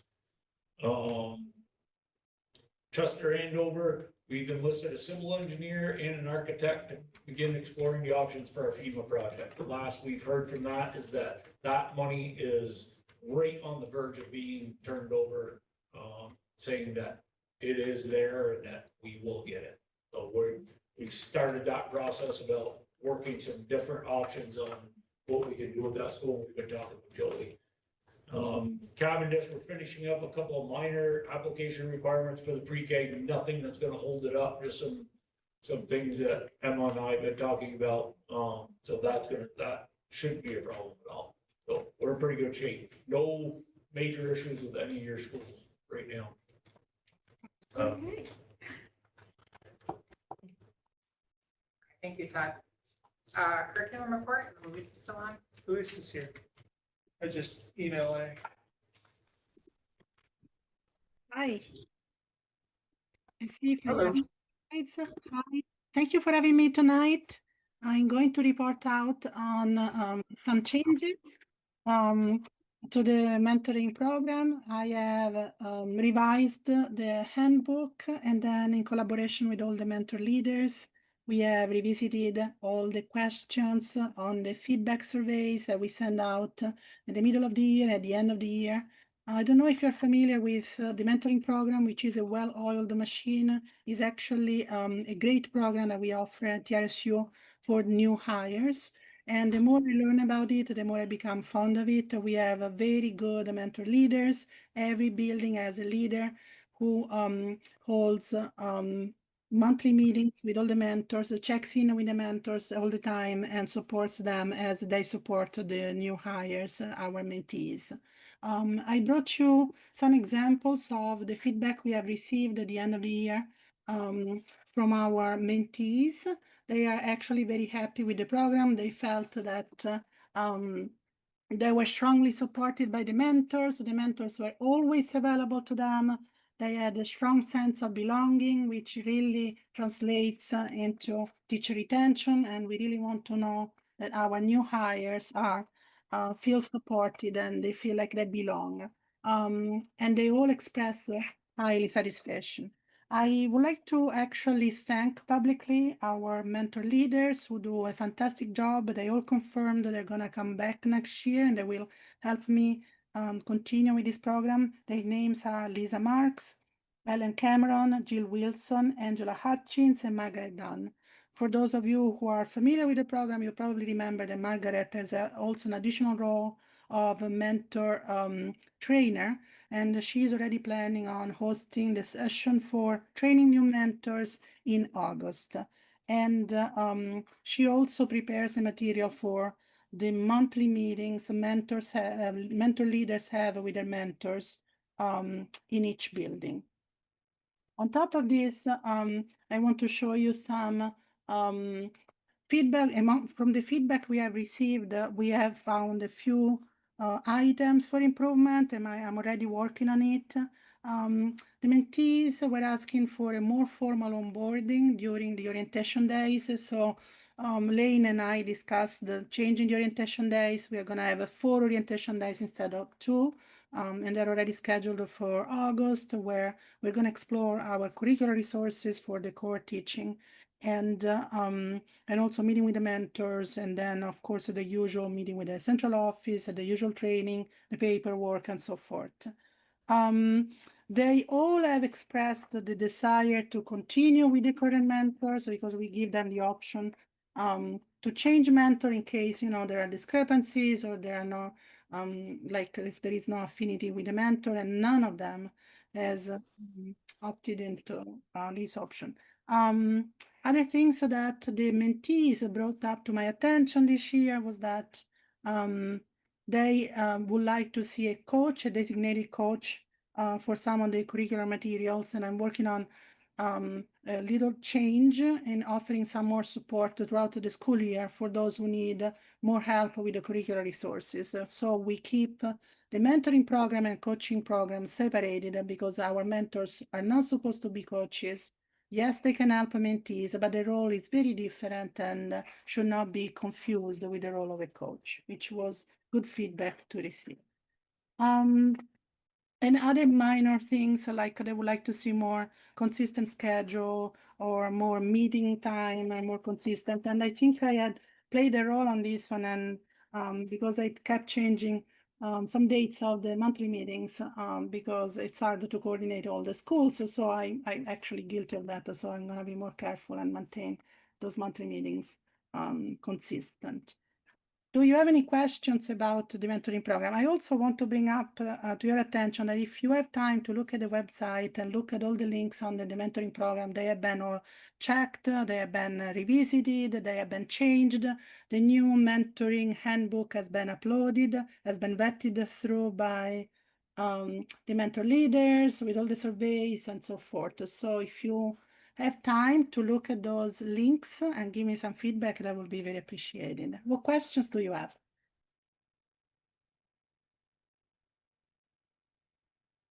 No questions, Louisa. Thank you. Okay, so I move on with the assessment. We have finished and completed the spring benchmark assessment.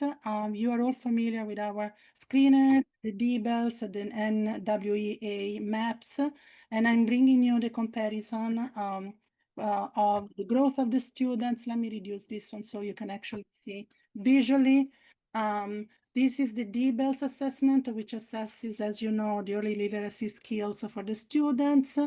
If you look at the graph just by colors, so these are all in percentiles, you will certainly realize that the areas in green and blue have increased over time. So to the left, you see the assessment in the fall.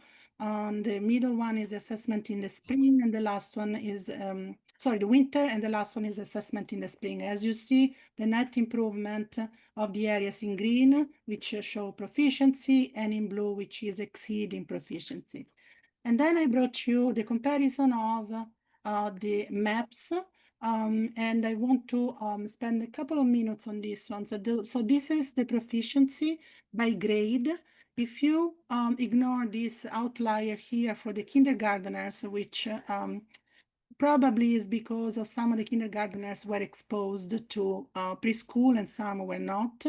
Most of the students in grades 1 through 3 have shown a net improvement on their literacy skills as highlighted in this green color, whereas in grades 4 through 6, we still don't see the growth. So I'm going to work on more training for teachers in grades 4 through 6. And I attribute this growth in grades K through 3 to the training we have been providing with the STEM Center on the science of reading for our early literacy teachers and interventionists. Overall, as an average, there is an improvement from fall to spring on the performance of our students. The performance for math is outstanding. We have seen growth in every grade, as you can see in this purple column. And I think what played a major role in this one was the training we have been offering to the teachers in the district on the OGAP training. And we will continue. We have about 21 teachers who didn't get the OGAP training yet, so they will take it next year. The goal of the district is that all of the teachers in the district will receive at least the training on one of the OGAP sessions. So there are 4 possible based on the age of the students, of course. And so there will be 21 more teachers to take the OGAP training. And on top of those, all the new hires. So the people we're hiring this year, the new onboarding and so forth. So this is a great success. Other initiatives, sorry, actually, I have a few more graphs. I brought you, yes. Yeah, I'm just wondering if the overall percentage of about 50% for reading and 60% in math who are reaching proficiency, is that where we would want it or expect it to be? So actually, the goal of the district is to have an 80% proficiency reached by the end of 2026. So we're going toward our goal, but we're not there yet. Great, thank you. Thank you so much. That was a great question. I brought you also a comparison from the state assessments, the VidCap assessment. And now you all know that we are in 2024 was the second year we were assessing the students. And in 2023, the results were embargoed for the longest time because they found a lot of errors in the rostering of the students. So I was able to generate a 2-year comparison, which honestly is limited because research shows that to have a good comparison, we should look at 3 to 5 years of data. So this is a little premature, but I wanted to show you where we are. And if you don't see the blue column in grades 7, 8, and 9, is because the state never released those data from 2023. So I brought it up because I know there were some questions about how are we performing as compared to the state level. But again, the state data is really incomplete. So just for clarity and for transparency, I brought this to your attention. This is for the science assessment, which shows that we were performing better as compared to 2023. So I look forward to when they will disclose the 2025 data, which hopefully will be past the summer. And then I will bring you a 3-year comparison and we can have some conversation about it. Other initiatives? Yes, please. Can I ask a question before you move on? Yes. My question is going to go before your time and before Luisa's time, but we implemented the new reading curriculum, the EL curriculum. And I will tell you as a board member, that's the one thing I hear about the most is the EL curriculum from parents. And I'm curious if we are seeing achievement from the implementation of that new curriculum, because our DIBELS score still seems to be about the same place as it was when we implemented the new curriculum. 3 years ago now? Jeff, because you've been here. It's really 2. 2 years? For full implementation. For full implementation. Gotcha. That's something we can look at. Okay, thank you. So we can- Yes. No, it's not. Do you have any other questions? Nope, thank you. Oh, sorry. Thank you. We can look into data from a few years ago. Again, I wasn't here, but I will find the data and we can look into that. Other initiatives. So we have an ambitious plan for summer work, not just with the teachers and some curriculum alignment. We're waiting for the CFP grant to be approved. We have several investments, as I was saying, but we will also do some admin work. We will continue to implement the revised MLSS system. We have a coach, her name is Audrey Richardson. She will continue to lead us through the implementation, and next year she will have more of a coaching role. She will actually go into the schools and she will model for our teachers what those ESTT meetings should look like. She will be an observer. She will collect information and then will provide the administrators with feedback on how to improve those meetings and how to move forward with the system as a whole. So we have a group of principals going to the BEST Institute next week. They will have some time. They actually chose the strand on MTSS. When they come back in July, we will meet with Audrey. We will iron out a plan. And then during the summer retreat in August, we will actually start informing our teacher leaders of what implementation will look like. And then when we start the school year, we will have a plan in place. So this is very important. As you know, MTSS is one of the most important things that we need to readjust for supporting our students the best we can. And then at the very end of the school year, we actually we're trying to create a walkthrough tool for administrators to use to have a feeling on how the climate and the culture of the school is going, on the ethical care, of the empathy level between the teachers and their practices, and how they rapport with the students, and the overall feeling of how our teaching practices are going in the school.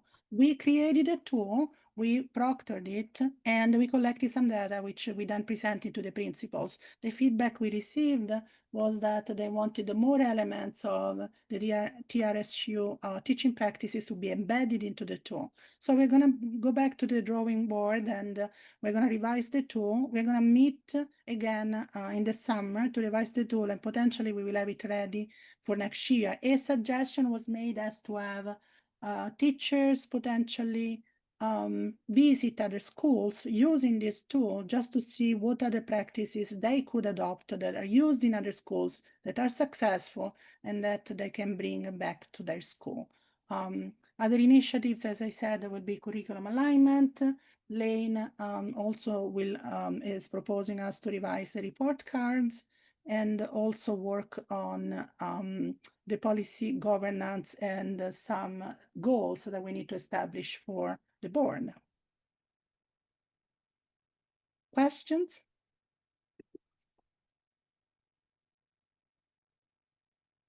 No, thank you. Thank you so much for having me tonight. Thank you. Thank you. That will bring us to financial reports. So Cheryl's off on vacation. There's nothing unusual in the reports. They are in there for people to view in the shared folder. Right now, things look pretty good. The one question mark is on the special education lines, because we're still waiting to see what we're going to get in for reimbursement. But even if that's a little out of whack, we'll still be in the black when we wrap stuff up on June 30th. Is that state or federal reimbursement? It's federal, but it comes through the state. Yeah, the state usually administers it. The other part of this was to ask the board to vote on tax anticipation notice under finance. You guys pick this up here. It's also in the packet. It was in the packet. Okay, yeah, I've got it here. And so we had talked about that a little earlier. This is, again, the school district will not get money from taxes until probably October-ish, but our financial year starts on July 1st. And so we need to borrow money to kind of carry us over until those first tax payment comes in. And that's true for every district of the state of Vermont. she did a pretty good job. She went out, talked with the folks that have been worked with in the past. The line of credit rate is actually, I think it's either 0.5% or 0.75% lower than it was last year. Okay, thank you. I hate Google. So I don't know if there's questions or. So you need a motion from the board to, To approve. That will allow her to borrow that money so we can pay our bills for. to allow Cheryl to borrow the money. Yeah. We approve Cheryl to cover expenditures and so forth. Casey, seconded. Any discussion?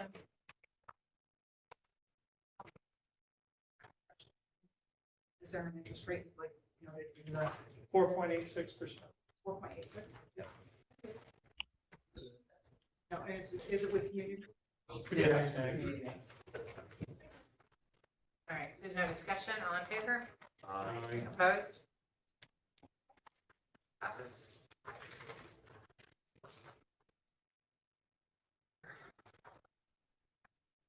All right, so next is old business updates. You want to do the. Sure. So we are kind of paused in negotiations right now. We are in between the arbitration phase and what would happen next, which would be fact finding. We have not entered that yet. We have one potential way forward, which is not actually a negotiation, but a subcommittee of the board that is already a subcommittee, and a subcommittee of the union negotiating team are going to meet on July 1st, just to go through the financial details of what some of the proposals would need. Is that probably the level of detail that's right for? Yeah. That's right for this, okay. Yeah, so we are still very hopeful, still wanting to move forward, and hope it does. Thank you. Any questions? Okay.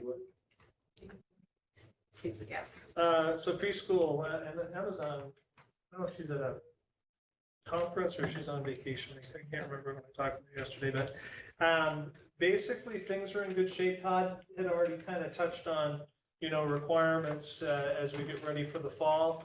Emma has 8 folks that are signed up right now. Another one that's making a request. The plan was to have 10 for the first year. As they get their feet under themselves. The biggest discussion that they are having now is about potentially fencing off a little area on the green space front right of the school, if you're looking out of the school, for a preschool playground and the potential purchase of some equipment that's the right size for the little ones. Over by the parking lot, behind the parking I lot? think, yeah. So that's kind of where things stand right now. Is there potential, like a proposed cost for those two things? Not at this point in time. Remember that the board had put aside 40,000 for unanticipated. That did not need to be used because we didn't have to change anything around about the room, so that might be available. If that comes up as a large expenditure, then, we would bring that up to the board. Just say, hey, we're planning on using this money for something other. Any questions? So now we'll move into contract approval for new staff. Actually, I don't know if, looks like John didn't make it out of this procedure. Hopefully he's all right. I don't know if you want to talk about Alexis. This is for the biology position. Yeah, she seems to have a great background, very passionate about biology, different environmental topics. We think she's going to be a great fit for our needs in the science department. We're also looking at some ways that she could enrich some experiences for our middle schoolers, which I think would be very beneficial to them. And she's very engaged in extracurricular activities. I think she's going to be a real asset to us. Motion. Any questions for Kate?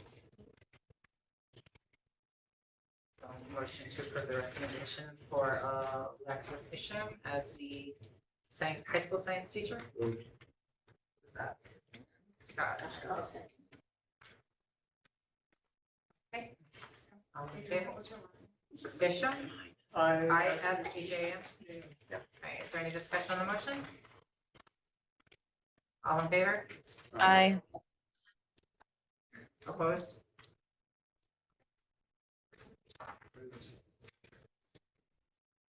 All right, board governance. So first read. Policies, did everybody go through this in your packets?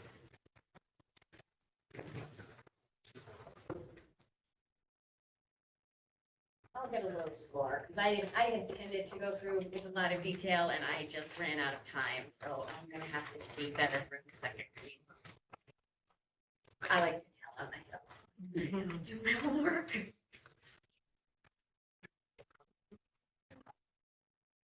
All right, so unless something is glaring, this being the first read, please take the time to go through them and then we will have a second read. And again, at the second read, it's not going to be about fine tuning the policies. These were already worked through already at that committee meeting. So what it will happen is we will approve it. That's the role of the board. And then Lane and the executive team will create interpretations for each policy. And then it will be presented basically throughout the year. And if an interpretation does not meet what the board feels is representative of the policy, we either change the policy or narrow it down a little bit. Okay? Well, that's the part I get a little confused on, because we're gonna approve the policies, which means you're using the policies before we get the interpretations on all of the policies. So how does that work? I still don't remember that. So the interpretation piece, that'll happen first. And I can try to get them all done early. It may take a little while. And then your job when you get those interpretations is to look at it and say, oh, this is reasonable, or this is not. And if it's not reasonable, then your job is to put a couple bullet points under your policy to kind of narrow down the scope of how we can interpret it. That part I understand. It's I'm saying it's Yeah, no. or assumptions. You operate under your interpretations before we narrow down your interpretations, and that feels a little backwards to me. But you can make a decision as the board, just continue operating the way that you are until those are done. And so that means we wouldn't approve these policies. You would approve them, but they don't go into effect until the interpretations have been accepted. So we could, like, have every time we approve an interpretation, we could say that policy is now in. That's one way, yeah. Would it be all at once or one interpretation at a time? I could probably get them all done in the first 3 months of the school year. It would also be hard on you to have to read through, 52, every meeting and be prepared. So all of them done within the first 3 months, so a certain amount each month? Yeah. Okay, so that's gonna, I guess that's gonna show up prepared. Do my homework? Do your homework, yes. Yeah, that's a good question. During the early part of the budgets. Oh, right. Easy. Or we just say we implement policy governance over the year, and just every month we get one and we say, okay, now that one's active. That's typically, Right. yeah, it's So typically your review. So that time frame. It's whether we want to do it fast or slow. You tell me what you want. I can do, it's probably easier on the board if it's 1 or 2 a month, based on the annual calendar that you're gonna set up. When you say 1 or 2, are you talking about individual or 1 or 2? Oh, individual. So if you look at the policies, let's go back a little bit. So is this part of what we would make the calendar for in July? Yeah, when you're gonna review these each year. So if you do 2. So like 2.3 and 2.4, right? That could be a month. And then you'd be looking at, on 2.3, you'd be looking at 13 different interpretations. 2.4, you'd be looking at 4 more. So does that sound reasonable, about 11 months timeframe? feels like we can do a higher quality job if we do it that way. So we'll say in one timeframe. Okay. All right. But in regards to, so how would you like to then strategize for second reads? So you're gonna put a few on up the agenda each month, okay? It should, and you're gonna build an annual calendar, probably during the strategic planning session. And that'll have when each of the policies comes up for review every year. Okay. Usually they're tied to the time in the year where they're most appropriate. And then that's just every year during those months, these are the policies that you review. So it won't necessarily be in order, it'll be. Won't necessarily be in order. Okay. Yeah. I'll try to get an order worked out that makes sense based upon what's most. And then mark it over, over the next year. Okay, that works. And we wouldn't decide this until the next meeting, but we could be saying at the second reading, we approve the policies to be implemented in a rolling fashion as we get the interpretations. As you approve the interpretation. Yeah. All right. Everybody good with that? Yep. Your questions? All right. And then this brings us to the strategic policy planning. So really haven't heard from too many people. Lane and I talked a little bit about maybe even opening up into August. It seems like lots of things going on in July.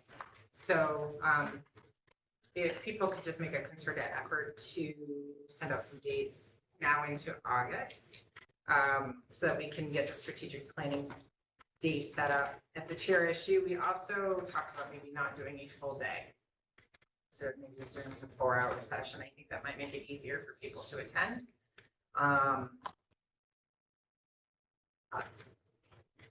So there was a polling. Yeah. So now we're going back to, we should just email. Do you want to have Sydney include it in the poll? I can increase it to August. Yeah. Yeah. What do you think? When does school start again? I'd like to do it before school starts again. Yeah. Kids or teachers? Oh, yeah.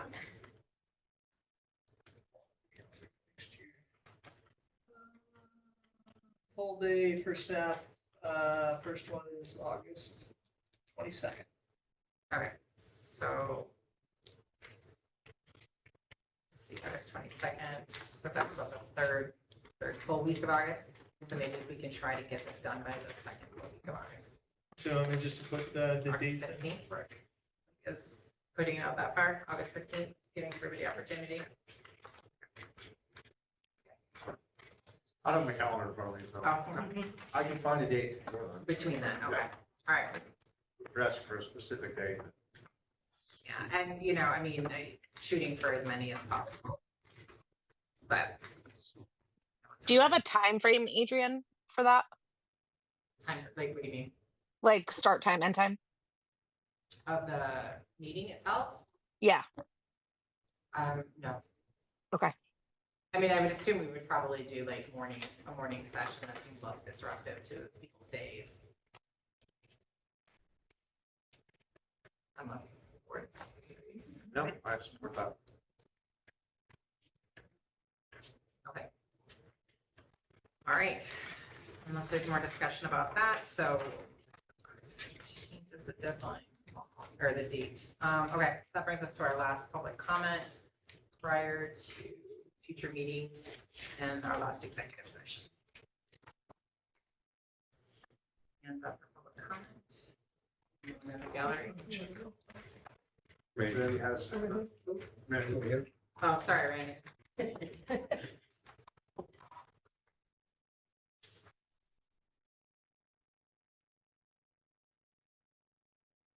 Brady Miles, Chester. I'd like to address the board tonight. I think it was a good meeting. I liked hearing the information being passed back and forth. There's a lot of good stuff taken out of it. I'd like to reiterate a little bit on the PCB presentation that was done. It was really well done, and they're keeping us informed as much as they possibly can. But the 9.5 million, we all know, is not going to go very far. So I think being proactive now is going to be essential for us. And I think the only way that's going to be done is to get the information out to the public, and with these town meetings that are going on with senators, state reps and all that stuff, to really start hitting them hard with these kinds of questions. Because it's only going to be Band-Aids out of that 9.5 million. The state promised, we need to hold them to their word, and we need to show up and go to those meetings. So that's one thing. Also with the consolidation of schools and class sizes and stuff like that, I really feel we should be proactive and start trying to phase things in, because I don't want to see any teacher fired or let go. I wish we were hiring, but that's not our case right now. We know that that's coming down the pipe.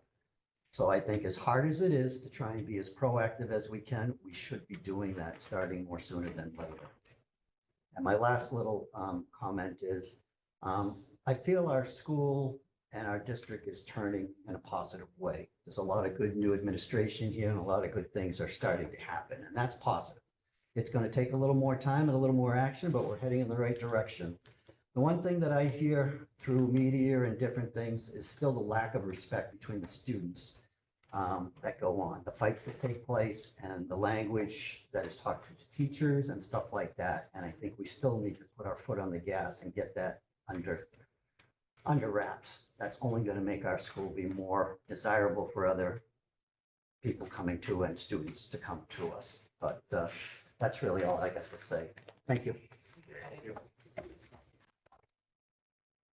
And then we have board comment. Let me make that a little bit bigger. I'm going to miss that. Oh, second. I just wanted to say that I went to the high school graduation here. Scott and Katie were also there. Congratulations. And one, it was a beautiful ceremony, and you know, the speakers were wonderful, and I was thrilled to see all of the students. And I was also so impressed by the where all the students are going. Right? It was announced where every student was going, whether it be college or the workforce or other kind of vocational programs. It was really an impressive lineup of diversity and where the students were going, and it made me proud of this school. So congratulations. It was very well. It was. And thanks, John, for doing all the parking and all that stuff. I had a real hard And time Adrian, getting out. thank you for being up there and shaking my son's hand. That's what you brought that. And you too. All right, so, future meetings. So our July meeting, I guess, is going to be TBD. So if we don't do strategic planning or a strategic retreat in July, we will not have a meeting. That would kind of be a separate meeting in then August. So kind of TBD on that. I can keep you guys updated. And if there's any agenda items at this time you would like added. Should we have the two policies that we are considering creating? So one about appointing people to the board and another about communication on behalf of the board? I just asked what you want to do with those. Yeah, no, I'm fine with it. I just put it out there as an option for the board. So if the board decides it wants to, I'm happy to work with folks on it and talk about it. So do you want to discuss them at that time? Yeah, that seems good. Like we have a draft so we would know what to discuss. Okay, so we will, and it's not policies, it's procedure. Protocol, yeah. So we will have a protocol for declaration of vacancy and what's this one? Oh, the procedure. Oh, procedural complaints, okay, sorry. Okay, let's put this on. Is there any other things people want on the agenda at this time? Right, and if that is it, we will now move into our last executive session. Casey, do you mind reading that one, please? And we'll be inviting Jane and Joy. The board into executive session under 1 VSA section 313 for the purpose of discussing the personnel contract and by Dwayne and Joey. Yes. Second. All in favor? Aye. Opposed?